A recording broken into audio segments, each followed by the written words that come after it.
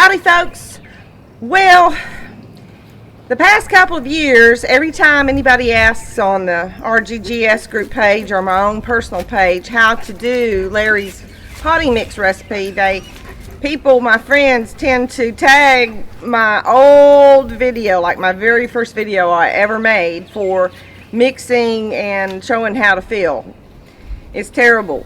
The video is terrible. It's too long. The camera's turned the wrong way, so I'm redoing it. This is how you make Larry's mix.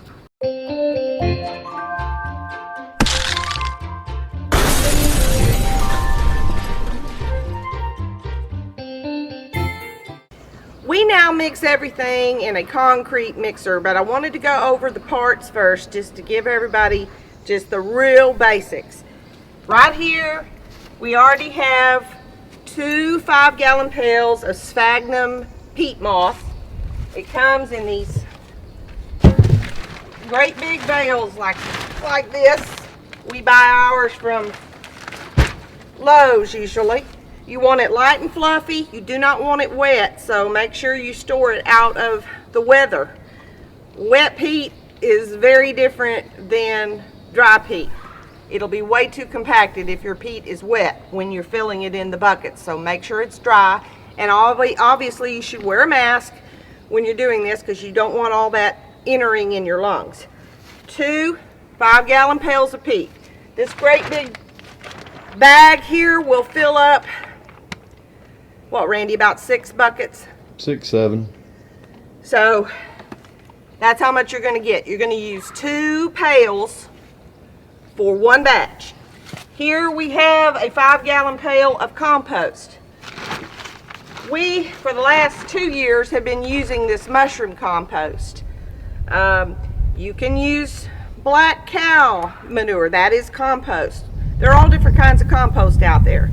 We just happen to like the non-animal compost. I find it works very well. So those are your basic 3 ingredients. Now we add the amendments.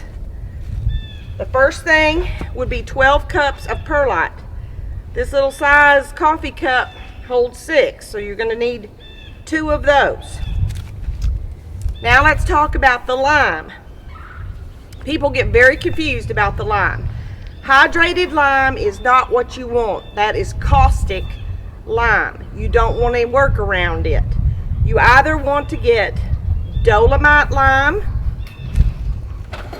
which I'll show you. This is a little bag of Dolomitic lime. I don't buy this anymore. I just happen to have this here. It's expensive to buy it like this. You can use this lime, or you can use what's called ag lime, agricultural lime, sometimes called barn lime. That's what I use now because we can get it in a 40-pound bag down at our local feed and seed store, much cheaper. The only difference between the Dolomite or Dolomitic lime and the ag lime is the amount of magnesium that is in each mix. If you're using Dolomite lime, you're going to use 1.5 cups of the lime, and you're going to use 3/4 cup of Epsom salt. If you're doing the ag lime, like we have, you still use the 1.5 cups of ag lime, but you increase your Epsom salt. You double it because there's not as much magnesium in ag lime. So instead of 3/4 cup of Epsom salt, we use 1.5 cups. That's all of the ingredients. Now, if you want to amend beyond that, we do, but I'm not even going to tell you what we add to it because if you're a beginner, this is all you need to start out with, just this basic recipe. If you have a concrete mixer, we've learned a few little tricks. Randy has learned a few little tricks. He doesn't want me to even mix in the concrete mixer. He says it would wear me out. So I will go over how he mixes it. The first thing he puts in is the perlite. And the reason he does that with it bouncing around is because it helps to keep the somewhat moist compost from sticking and clumping in there and sticking to the sides of the concrete mixer. Now he is mixing this one completely dry.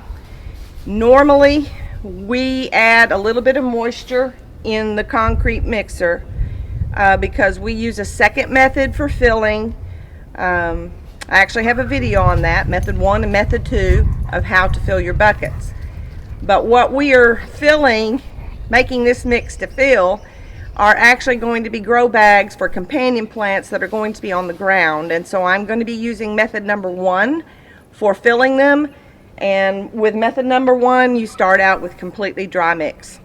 So I will turn the camera, turn off the sound because the mixer's really loud, and let you watch how Randy mixes it up. Now that we mix in our concrete mixer, because we make so much mix because of all the buckets that we have and fill, we like to dump it in the wagon, and in order to be able to do that, Randy had to build a box for it and mount it on top. It works great, and I'll show you that in a minute when he starts mixing. When we started out, we just mixed in a wheelbarrow using a shovel. Then we graduated to this thing, still using a shovel, for the first year. Now I want to show you something else, because a concrete mixer isn't really cheap. This is something else you can use. It's a paddle beater. It's usually used for like drywall mud or paint or some kind of product, like liquidy product like that. But you could attach this to a drill, probably an electric drill. I don't know that a battery powered would do the trick. But that might save your hand and a little bit of time if you used a paddle beater in a wheelbarrow as you're mixing.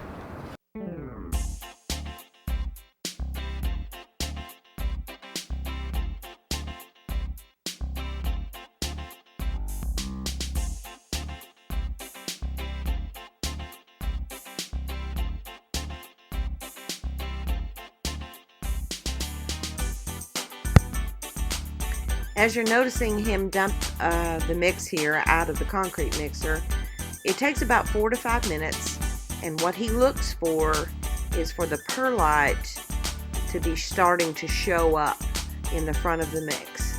And as he moves the handle, he moves it just 1 notch at a time, and that helps to further mix in what's at the back toward the front.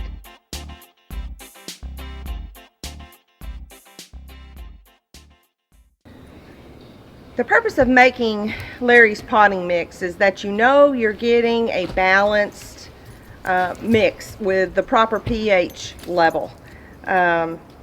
Most plants need to grow somewhere between 6.5 pH, 6.8, somewhere in there. There are a few plants that need a more acidic soil.